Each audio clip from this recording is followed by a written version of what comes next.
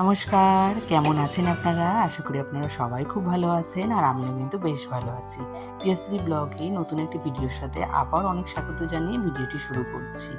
এখন বাজে ওই ঘড়িতে বিকেল ৪টে মতো। আজকে আমি বিকেল থেকে ব্লগটি শুরু করছি। সকালবেলা থেকে সারাদিনে সেভাবে কোনো কাজই হয়নি। আর ভিডিওটা ভেবেছিলাম শুরু করব। তারপরে ভাবলাম না, প্রতিদিনই তো বাড়ির ভিডিওগুলো তোমাদের সঙ্গে শেয়ার করি। তো আজকে ভাবলাম একটু অন্যরকম ভিডিও শেয়ার করব। তাই একটু বিকেল থেকে ভিডিওটা শুরু করলাম।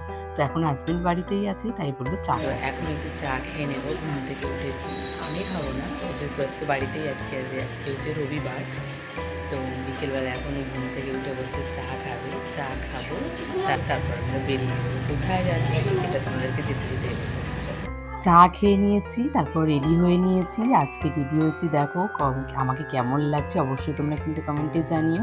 আর এখন রেডি হওয়ার পর বেরিয়েও পড়েছি। প্রায় এখন সন্ধে হয়েই গেছে। ভেবেছিলাম একটু দেরি করে বেরোবো, কিন্তু ও বললো না, এখন বৃষ্টিও আসতে পারে, তো চলো তাড়াতাড়ি বেরিয়ে কেনাকাটা করে তাড়াতাড়ি চলে আসবো। তাই দেখো আমরা বেরিয়ে পড়েছি। আর মাঝখান থেকে কিন্তু বোনকেও নিয়ে নিয়েছি সাথে, যেহেতু ও এখন আমাদের বাড়িতেই দুদিন মতন থাকবে। তো তাই ওকেই নিয়ে আসা হয়েছে। একসাথে গেলাম দু বোনে নবদ্বীপ। অনেকটা দিন পরে যাওয়া হলো, যেহেতু বাড়িতে থাকে না সেভাবে একসাথে আমাদের কোথাও বেরোনোই হয় না। তো একসাথেই দুজনে মিলে বেরিয়েছি। আজকে বেশ ভালো আনন্দ হচ্ছিল। তার সাথে অনেক কিছু আজকে খাওয়া দাওয়া হয়েছে, কারণ ও হচ্ছে আর দুদিন পরে চলে যাবে, যেহেতু ওর বৃহস্পতিবার ওর ট্রেন আছে। তো বৃহস্পতিবারে ও আবার চলে যাবে বাইরে। তাই দুই বোনে কিছুটা সময় কাটিয়ে আর একসাথে ঘুরে। আর এই ব্লগটা শ্যুট করেছিলাম সানডেতে। তো সানডেতেই আমাদের যাওয়া হয়েছিল নবদ্বীপ, কিন্তু আমি আর সোমবারে ব্লগটা আমি শেয়ার করতে পারলাম না। তাই এটা আমি মঙ্গলবারের ব্লগটা শেয়ার করব।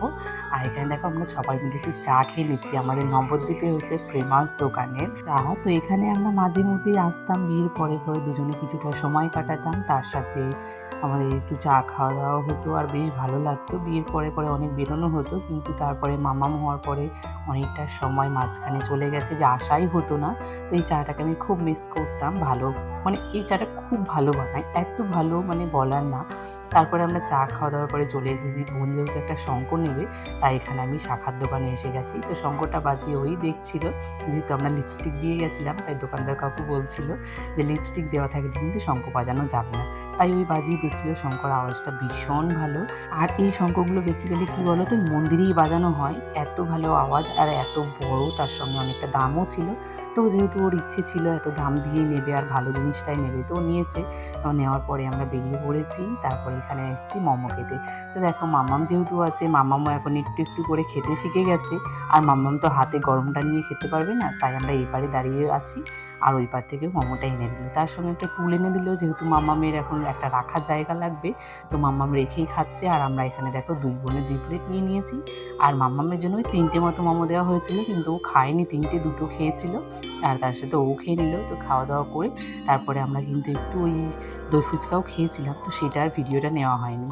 আরও অনেক কিছু কিনেছিলাম, কিন্তু এত ভিডিও করা হয়নি, যেহেতু মন মেজাজটা না একটুও ভালো ছিল না। কারণ এই জুতোই পাওয়া যাচ্ছিল না দুইজনের, একটা আমার বোনের আর একটা হচ্ছে আমার বরের। তো দুজনেরই 2 জোড়া জুতো কেনা হয়েছে। আর দেখো দুটোই মামা পরে দেখছিল। আর এই জুতোগুলো আমার অনেক দিন থেকেই নেওয়ার ইচ্ছে ছিল, কিন্তু মাঝখানে অন্যগুলো পছন্দই হতো না, কিন্তু আজকেটা দেখে ওর ভীষণ পছন্দ হয়েছে, তাই দুটোই নেওয়া হয়েছে। আর তার সঙ্গে দেখো এই যে শঙ্খটা, বড় শঙ্খটাই নেওয়া হয়েছে। আর আমরা এনেছিলাম রাতে, আর এসে রান্না করিনি। তারপরে রুমালি রুটি নিয়ে আর তরকারি নিয়ে বাড়ি এসে গেছি। আর এখানে সবাই মিলে খেতেও বসে গেছি, কারণ অনেকটা রাত হয়ে গেছে। বললাম যে চলো খাওয়া দাওয়া করেই তারপরে একটু আমরা ছাদ থেকে ঘুরে আসবো, তারপরে ঘুমিয়ে পড়বো। যেহেতু ভীষণ পরিমাণে গরম, তো তাই ভাবলাম যে চলো একটু খাওয়া দাওয়া করবো, তারপর একটু ঘুরে এসে তারপরে ঘুমাবো। তো এখানে যে রুমালি রুটি সবার জন্য 2টো করে নেওয়া হয়েছিল, যেহেতু নবদ্বীপে অনেক কিছুই খাওয়া হয়েছে, কেউ বাড়িতে এসে ঠিকঠাক করে খাবে না, যদিও সবার 2টো করে বেশি হয়ে গেছিলো। আমার মনে হচ্ছে টোটাল যদি 4টে আনতাম সেটাই ভালো হতো। তো সবাই মিলিয়ে মিশিয়ে একটু খেয়ে নিলাম। আমার এমনি রুটিটাও ভালো লাগলে এই রুমালি রুটিটা আমার একটু ভালো লাগে। কেমন যেন একটু আমার কাছে মনে হয় চিবোতে গেলে একটু বেশি চিবোতে হয় ওই রুটির থেকে এটা, কিন্তু হয়তো ওটার থেকে হয়তো এটা খুবই পাতলা, এই জন্য নামটাই রেখেছি রুমালি রুটি। তবুও আমার কেন যেন ভালো লাগে না। আর তরকাটা বলেছিল ওই চিকেন তরকা নেওয়ার কথা, কিন্তু চিকেন তরকার খেয়ে ভালো লাগছে না। তাই বললাম যে চলো আজকে এমনি তরকাটা নাও, আর সবাই মিলে রাতেই খাওয়া দাওয়া হয়ে যাবে। আর কি বলো তো, অনেকটা রাত হয়ে গেছিলো, তো তাই ওই রান্নাবান্নার ঝামেলাটাও আর রাখেনি। তো বললো চলো বাইরে থেকে খাবারটা আজকে নিয়ে ঘুমিয়ে যায় তাহলে তোমাকে গিয়ে আর রাতে রান্না করতে হবে না। আর দ্বিতীয় কথা হচ্ছে বাসন মাজতে হবে না, রান্না করলে তো সবসময় বাসন হবেই।